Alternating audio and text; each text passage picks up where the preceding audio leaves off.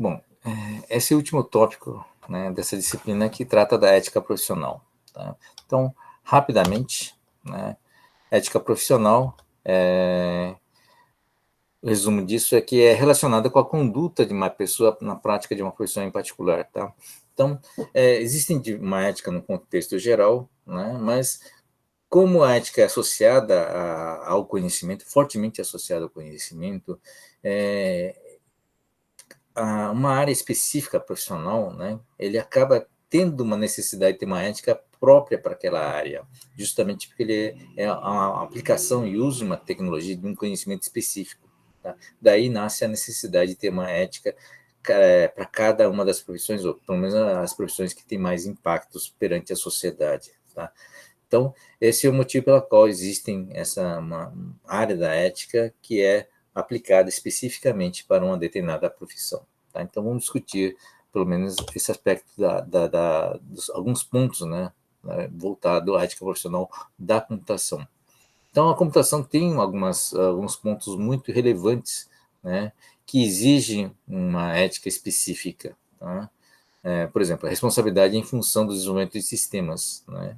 Já vimos alguns exemplos, né, através de filmes também, inclusive, né, o coded bias, por exemplo, tem um viés, né, que é embutido, que pode ser embutido tanto pelo programador como também, né, pela escolha da base de dados. Né?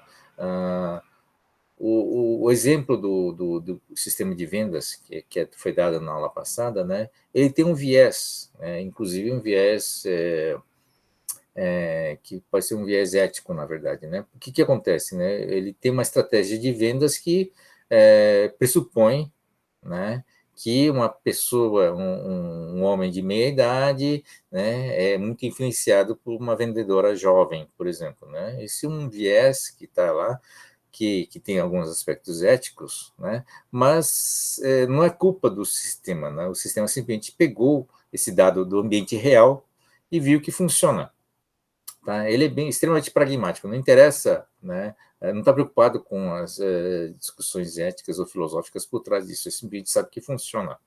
Tá? Então, é a mesma coisa que acontece quando você tem uma escolha de banco de dados. Dependendo da escolha do banco de dados, ele pode ter um viés, né, racista, sexista, ou seja lá o que for, porque depende da amostra a partir do qual você tirou os dados. Tá? Então, a culpa não está no algoritmo, mas está na escolha dos dados que foi usado para treinar uma inteligência artificial, por exemplo. Né? Então, foi feito para filtrar determinados conhecimentos obtidos pelo data mining, por exemplo. Tá? Então, tudo isso, né, quem consegue enxergar é um profissional que trabalha na área, né, que ele sabe que está criando viés em função disso. O posicionamento daquela câmera que está captando somente uma determinada comunidade vai gerar um determinado viés também para o sistema. Esse entendimento, esse conhecimento é um conhecimento profissional. Né? Então, a responsabilidade é não só do projetista, também é do pessoal da computação que vai fazer essa captura. Né? Então, essa é uma responsabilidade ética, né, de prever as consequências do uso desse tipo de sistema. Um sistema está automatizando algumas decisões, né? Que tomada de decisão está sendo tomada? Né? Que é baseada em que valores, né? Então, um caso de um automóvel automático, por exemplo, né? É o exemplo que a gente deu do bonde, né? Tá? Então, de repente, está uma situação de escolha, né? Onde vai ter que escolher o menos ruim, né? Ou bate no muro, né? Quer dizer, tá andando, o veículo está andando a uma certa velocidade e aparece uma pessoa pula na frente do veículo. Ele tem a opção ou bate no muro e mata a pessoa que está dentro do veículo ou atropela a pessoa, né? Então é uma decisão, né, típica que reflete aquele caso do bonde, né? Tá? Que decisão o sistema deverá tomar? Né? Tem decisões mais sofisticadas, inclusive, né? Que foi um artigo que eu li uma vez, né, sobre a questão de bias, né, estatística. Tá? Por exemplo, mesmo um carro automático. Tá? Então, um carro automático está lá e vai ultrapassar um caminhão, por exemplo. Né? Quando ultrapassa um caminhão, ele vai tomar a que distância ele deverá tomar do caminhão? Isso é uma decisão estatística, né? Quer dizer, uma decisão do software, tá? E o sistema normalmente tende, para dar um pouquinho mais de segurança, afastar um pouquinho mais do caminhão do que seria normal. Em vez de pegar, a ultrapassar, em vez de pegar a linha central da faixa, ele vai tentar afastar um pouquinho mais do caminhão para ter mais segurança na ultrapassagem. Só que ao fazer isso, ele aproxima mais do meio-fio, né? Ou da faixa do acostamento do outro lado. Tá? E aumenta a probabilidade estatística de você criar um acidente ou atropelar alguém que esteja, né, no acostamento, um ciclista, um pedestre. Tá? Então, isso aparece na estatística. Você usa os dados de milhares, né, de carros, né, em deslocamento, você começa a ter uma variação estatística onde você aumenta a probabilidade de falha, de atropelamento de pessoas que estão no acostamento a partir dessa pequena decisão que foi tomada dentro do veículo, dentro do software, de afastar o carro um pouquinho mais do caminhão. Tá? Então, esse tipo de decisão, esse tipo de consequências, né, é uma consequência, né, que está sendo embutido dentro do software. Né? E qual é a responsabilidade, qual a decisão que deve ser tomada, né? Qual a consequência ética desse tipo de decisão. Tá? São reflexões muito importantes que são decorrentes, né, do exercício da profissão e decorrente do conhecimento do cientista da computação para ser aplicado e depois ter uma reflexão ética em cima disso. Tá bom? Então, outra questão é a propriedade intelectual e software. Né? Nós temos muito uso do software livre, né, em determinada isso está vinculado, né, a todo um histórico de desenvolvimento de conhecimento nessa área da computação e tem todo um histórico, né, de produção de ferramentas, softwares, né, produtos, aplicações que tem como objetivo ter um benefício maior à humanidade, né, e contrapartida, tem outro lado, tem o uso de alguns softwares para gerar riqueza, né? Então, essa é uma questão que envolve novamente uma discussão, né, moral e ética. Privacidade, segurança de dados, tá? Então, essa é uma questão também. A privacidade é o limite da privacidade que leva, na verdade, né? Se você fecha muito a privacidade, você às vezes privilegia pessoas de má fé ou então criminosos, né, a agirem, tá? Qualidade do dado e da informação, né? Isso é uma preocupação que um projetista tem que ter para garantir também, né, que uma vez dados, os dados têm um problema sério, né? Uma vez dados errados, é difícil corrigi-los, né? Tá?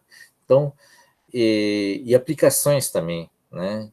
Uma vez que computadores vão ficando cada vez mais poderosos, mais sofisticados, né? Eles vão sendo utilizados em sistemas cada vez mais críticos, mais vitais, né? São software, por exemplo, que está sendo utilizado em carros, em sistema de freios, né, em controle de trem, de aviões. Isso tem implicações, né, uma falha de software, né, derruba aviões, né, entre outros problemas que podem gerar. Tá? Então, todas questões ligadas, né, da computação e diretamente mapeável, né, nas questões éticas e morais. Tá? Bom, alguns estudos sobre a ética que nós fizemos, né, ligados à computação, são um estudo um pouco antigo, mas a gente refletiu isso no exercício que nós fizemos na semana passada, tá? Então, esse é um estudo que está na nossa referência bibliográfica, né? Deborah Johnson, que escreveu em 85 sobre ética da computação, tá? E alguns estudos interessantes, né, que a gente vai apresentar aqui, né? Então, através de um dos estudos que a gente faz nessa área é usando casos, tá? Mas esse é um exemplo que a gente colocou isso no exercício, um dos exercícios que vocês fizeram, né? Na semana retrasada, se não me engano. Um estudante universitário usou o computador de tempo compartilhado no campus como um usuário autorizado. Eu vou ver rapidamente alguns. Vocês já viram esse exemplo, né? Tá? Então, a questão é se é ético ou não é ético, né? Tá? O estudante, então, continua a usar com vantagem para obter mais tempo de uso do que lhe é permitido. Quer dizer, o diretor incentivou o uso para tentar hackear o sistema e aí analisar, né? E aí um estudante encontrou uma falha e usou essa falha depois, né, de acabar o experimento, continuou usando essa falha, tá? Usando essa falha. A pergunta era, né, se isso era ético, não ético, ou se não se tratava a questão de ética, tá? Então, o que foi feito foi um estudo, né? Esse estudo mostra como esse opinião evoluiu ou não evoluiu, né, com diversas amostras, incluindo os profissionais, tá? Qual foi o resultado? Né? A maioria respondeu como sendo a questão não ética, né, nos profissionais, não é um problema ético, tá? Quer dizer, podia se usar sem problema nenhum, né? E alguns responderam como sendo não se trata de questão ética. Interessante, né, na nossa turma que, né, 91% concluiu que também que não era um problema ético, né? É isso? Deixa eu saber essa resposta. O estudante, então, continua a usar a sua vantagem para obter mais tempo de uso que era permitido. Ele usava esse tempo para jogar e continuar seus ataques, para tentar encontrar outras vulnerabilidades. Quer dizer, a grande maioria achou que isso não é problema. É isso? Vejam que a estatística mostra umas coisas interessantes, né? Dependendo do ano, essa visão mudava. Tá? A gente vai discutir depois por que isso muda. Né? Outro caso, né? Um gerente recebe ordens para desenvolver programas que evitam controles contábeis, ou seja, desenvolveu o programa para burlar, né, a contabilidade. Tá? E, enfim, o agente superior a ele disse que não deu problema nenhum e ele implementou os programas. Esse é um problema ético ou não? Né? Então, vamos ver. A opinião profissional diz que não é um problema ético porque, né, o gerente superior sabe, né, e mandou fazer. Então, ele fala que isso não é um problema ético, tá? Enquanto que os nossos estudantes, né, acharam que é sim um problema ético, tá bom? Então, veja como isso também evolui com o tempo, né? É muito interessante esses aspectos, né? Que tem muito a ver também com cultura e tem a ver também com a evolução do conhecimento que nós temos em relação às fraudes, né, os problemas, né, decorrentes da computação, tá? Então, isso mostra, né, a situação atual dessa visão em relação a 84, por exemplo, né? Muito tempo atrás, tá? Outro estudo que foi feito, isso agora é um estudo mais recente, mas é um estudo que tentava identificar um viés entre homens e mulheres em relação às questões éticas, né? Tá? Tem muita crítica em relação a esse trabalho também, mas é importante que ilustra essa questão, né? Então, é um ambiente que fatores influenciam o comportamento ético, né? Então, foi mapeado, né? Fatores sociais, né? Ou seja, uma base ética que vem da sociedade, sistema de crença, ou seja, valores religiosos, a crença é um pouquinho mais forte, né? Fatores individuais, ou seja, a experiência individual que contam, os contatos individuais, profissionais, isso para quem trabalha tem um código já, conhecimento do código profissional, aspectos legais, né? Comerciais, ou seja, objetivos financeiros, características individuais, às vezes, né, faz diferença, né? Obrigações morais, que são obrigações do indivíduo, conhecimento das consequências, né, e questões éticas, questões envolvidas, né? Tá?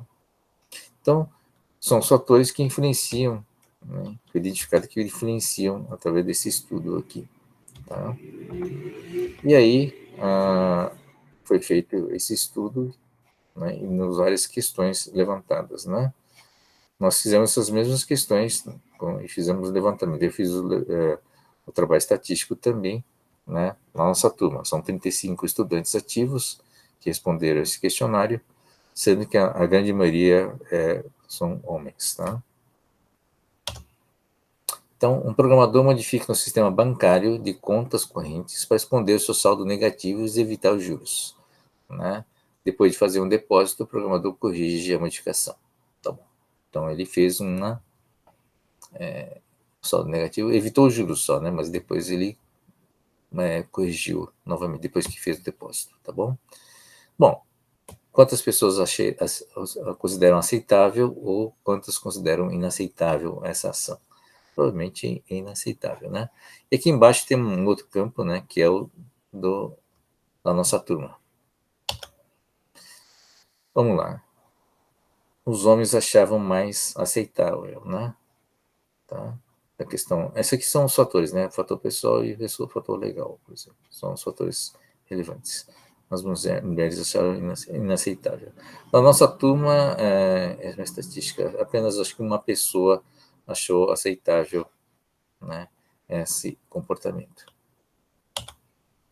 Uma pessoa recebe um pacote de software comprado por uma empresa que entrega pelo correio, mas encontra um outro pacote que veio junto por engano e não consta na nota. A pessoa mantém o software e não paga por ele. Bom, quantos consideram aceitável e quantos consideram inaceitável? Tá? Então, aceitável, bom, a metade praticamente dos homens achou aceitável aqui no caso, né? E 55% aqui considerou inaceitável, meio a meio.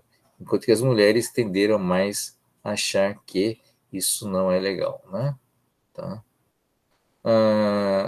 Aqui no nosso caso, na nossa turma, grande maioria achou inaceitável, né? Mas 25% achou aceitável, e a proporção, a diferença entre homens e mulheres aqui foi bem menor do que, né, quase 20 anos atrás, né? Na verdade. Bom, um programador usa equipamentos da empresa para criar programas para seus amigos usando seu próprio tempo no fim de semana. Tá, tudo bem, mas o equipamento é da empresa, né? Se isso é aceitável, não. Bom, a grande maioria achou aceitável, né? Tá? São parecidas as estatísticas, né? Mas reduziu um pouco aqui a nossa turma. Tá? Interessante essas análises, né? Dá para verificar, primeiro, a diferença entre a atitude entre os homens e mulheres, apesar de que são questões universais, né? Acaba não gerando muita diferença entre homens e mulheres, né? E como é que isso, essa sensação de aceitar ou não aceitar, evolui com o tempo também, né? Evolui com a cultura, com o conhecimento. Por engano, uma pessoa recebeu acesso livre a um programa proprietário e resolve usar sem pagar, né? Então, vamos ver isso. Tá. Novamente, o que se sente, na verdade, é que a nossa turma, né, os alunos tendem a ser mais rigorosos, né, do que antigamente, né? Tá. E as mulheres costumam ser mais rigorosas na parte ética do que os homens, né, de maneira geral. Um pouquinho mais, né, digamos assim. O empregado de uma empresa faz o contrato com uma agência do governo para processar os dados envolvendo crianças e seus pais. Tá, tudo bem. Então, o contrato da agência governamental. Ele copia os dados a pedido do seu chefe. O chefe não copia os dados. O contrato de trabalho não proíbe isso expressamente. Tá? Mas você está pegando dados, né, de crianças e seus pais sem o consentimento deles, né? Vamos ver. A maioria dos homens achou que não tinha problema nenhum aqui, né? Metade, pelo menos. Desculpe. Não é a maioria, metade. Mas as mulheres, por envolver crianças, provavelmente as mulheres têm uma sensibilidade maior, né, a isso. Então, a maioria achou não aceitável, é inaceitável esse tipo de atitude. Tá? Aqui não houve, entre os nossos alunos, não teve muita diferença, né, de opinião entre os homens e mulheres. Isso. Continuando a pesquisa, foi perguntado aos participantes se sua opinião mudaria se soubessem que haveria uma consequência negativa, né? Tá? Como repreensão ou uma multa. As respostas indicaram que sim, isso tanto no grupo, né, do antigo como o nossa turma, tá? Quando não há um código explícito, quer dizer, essas perguntas todas, questões foram colocadas de forma a ser uma referência, né? Tentaram se colocar, criar situações onde você não tem um código de conduta explícito para lidar com isso, né? Quando não há um código explícito, tomamos a decisão baseada nos códigos morais pessoais, quer dizer, baseado no nosso entendimento, né, do que é certo ou errado. Tá? Mas assuntos envolvendo estruturas sociais, como empresas, organizações, né, entidades, em geral, nós priorizamos as decisões coletivas. Portanto, nós vivemos numa sociedade, quer dizer, nós vivemos, a empresa principalmente, eles vivem numa comunidade fechada de empregados ou empregadores, e quando tem uma regra explícita, nós tendemos a priorizar a decisão coletiva do que a nossa decisão individual. Né? Isso implica, né, que a resposta aqui, se há uma consequência negativa, a resposta acaba sendo sim. Ou seja, há uma tendência das pessoas privilegiarem a decisão coletiva em vez da decisão individual. Né? Ou seja, se as empresas implementassem e recomendassem firmemente códigos de conduta, né, haveria uma influência positiva nos padrões éticos. Claro? Então, essa é uma importância desses padrões, né, de ética profissional. Os códigos de ética, né? Tá? Então, qual a importância desses códigos de ética? Tá? Primeiro, é um conhecimento específico, né, envolvido, portanto, exige também uma ética específica. Tá? Então, questões, algumas questões são típicas de uma determinada área, né? Tá? Então, há uma necessidade crescente de evolução e crescimento da ética profissional. Tá? Na medida que a tecnologia e o conhecimento vão avançando, vai aumentando a sua importância e o papel dessas tecnologias na vida das pessoas e da sociedade em geral. Assim, é necessário que o avanço da tecnologia e do conhecimento sejam acompanhados pela evolução da ética e moral associadas à área. Então, a computação avança, né, aplicações dessa computação vai avançando também, e aí exige também que vão surgindo questões éticas cada vez mais complicadas, né, cada vez mais fortes, e exige que essa área de ética profissional também evolua. Tá? Então, veja a frase seguinte: muitas áreas têm o seu avanço e evolução bloqueados pela lei ou pela sociedade em função de indefinições e atrasos nas respostas e posicionamentos éticos. Ou seja, né, a tecnologia está evoluindo e se a ética não acompanhar essa evolução, né, essas questões não são respondidas, tá, e muitas vezes deixamos a tecnologia evoluir sem essas respostas éticas, ou, né, questões mais importantes, a própria sociedade impõe, né, um bloqueio a essa evolução. Tá? Então, casos na área da medicina, por exemplo, são experimentos com a célula-tronco, tá? Que a sociedade mandou parar. Em vários países, né, a gente consegue ver, alguns países têm exceções, né, mas vários países, né, impuseram um bloqueio nos experimentos envolvendo célula-tronco. Né? Outros experimentos envolvendo seres humanos ou células, não só células, mas, por exemplo, clonagem, foi feita uma moratória, né? Foi impedido de se fazer certos experimentos, mesmo havendo tecnologia para isso. Quer dizer, a evolução parou, né? Proibiu-se, né? Por tempo, quer dizer, uma moratória temporária, até que haja uma resposta ética para poder dar uma continuidade a isso. Então, veja a importância, né? Quando evolui a tecnologia, essa é uma das questões envolvendo a singularidade que o ah, do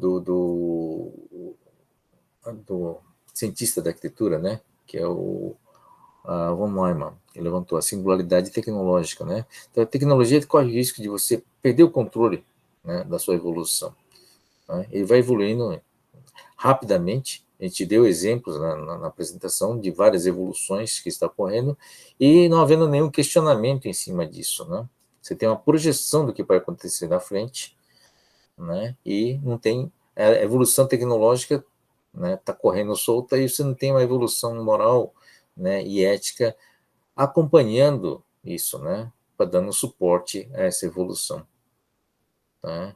Então, essa é a importância, né, do entendimento da ética e moral. Ela tem que acompanhar sob o risco, né, de determinadas situações onde a própria sociedade manda bloquear essa evolução. Veja que interessante. Né? Isso mostra que desenvolvimento ético, né, é tão importante quanto o desenvolvimento tecnológico. Tá? Tem que ser um par que tem que andar junto. E não podia ser diferente mesmo, né? No fundo, você tem que entender a ética como sendo a regra de você viver, né, em sociedade. E se você tem um elemento dentro dessa sociedade, que é a tecnologia e o conhecimento, né, que podem potencialmente gerar um dano a essa sociedade, ela tem que ser subordinada às regras da ética, às regras no sentido político-social, né? Essas regras mais de convivência, né? Para permitir uma vida social, na verdade. Você não pode ter uma tecnologia capaz de destruir, né? Ou a parte capaz de comprometer, né, os valores éticos a partir do qual a sociedade foi construída, tá? Então, esse é um exemplo, né? Muito importante. Na nossa área especificamente, tem uma discussão muito forte entre o uso, né, da inteligência artificial, o uso da tecnologia da computação em armamentos. O potencial desses, dessas ferramentas novas, né, de ter armas super eficientes é muito grande, né? Tá? Inclusive, sem, sem nenhum, por exemplo, um computador que ele não vai ter bloqueios éticos, né? Tá? Para a sua ação, tá? Tem um exemplo recente, né, que acho que não sei quem comentou. Não sei se foi um documentário ou um filme, onde um operador russo, na verdade, né, tá, um sistema detectou, né, um lançamento maciço de foguetes americanos, né, mísseis balísticos, né, e aí era uma pessoa encarregada de apertar o botão de lançar, né, o contra-ataque. Tá? Só que essa pessoa, isso foi na década de 80, eu não lembro que episódio foi, tem um nome, inclusive, famoso, e essa pessoa ficou famosa.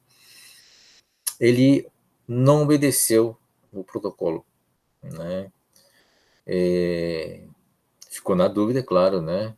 E ele apostou que era um erro do sistema e ele não apertou o botão de retaliação, tá? Durante a Guerra Fria, tá? Então, um algoritmo computacional não teria essa hesitação, né? Ele hesitou e pesou, inclusive achou que não era possível que os Estados Unidos tivessem tomado uma atitude dessas do nada, então ele apostou que aquilo era um erro, né? E aí ele arriscou a vida de toda a população, né, da União Soviética, né, nessa atitude de não apertar o botão, tá? Agora, um computador não teria, né, essa hesitação, né? Sem dúvida detectou um lançamento e ia disparar os foguetes do lado da União Soviética sem hesitar, tá? Então, essas questões são fundamentais, né, nessa automação envolvendo o uso da inteligência artificial em armamentos, tá? Ninguém tem dúvida de que é possível desenvolver armas super eficientes e super sofisticadas, né, e muito bons em matar pessoas, né? Só que é uma questão que envolve a computação, tá bom? Então, código de ética e computação são definições, né? Como problemas éticos são gravados ou transformados pela tecnologia da informação, impacto do TI sobre valores humanos, né? Já discutimos esses valores, né? Saúde, riqueza, oportunidades, liberdades, né? Segurança, etc, etc, né? Tá? Tem a ver realmente com a necessidade humana, a produção de riqueza, o consumo, né? Tudo isso tem impacto direto, né? A gente consegue mapear o impacto da computação em cima disso. Tem alguns exemplos, né? A partir daqui a gente vai apresentar alguns códigos de ética, né? Mas o exemplo talvez relevante seja do CREA. Apesar de não ter diretamente a ver com a computação, o CREA é a engenharia, mas tem uma engenharia da computação.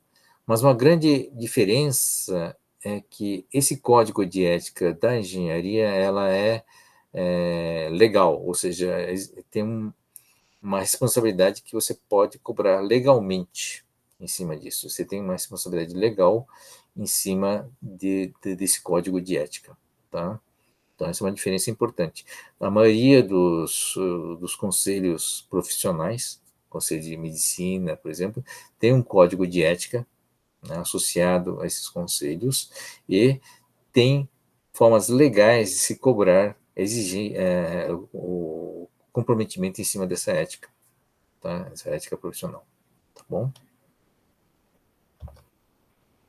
Sociedade Brasileira da Computação. Bom, na verdade, a engenharia da computação, por ser engenharia da computação, ele tem essa obrigação legal. Agora, a maioria das profissões ligadas à computação não tem, aliás, acho que não tem regulamentação profissional ainda, né? Não tem conselho,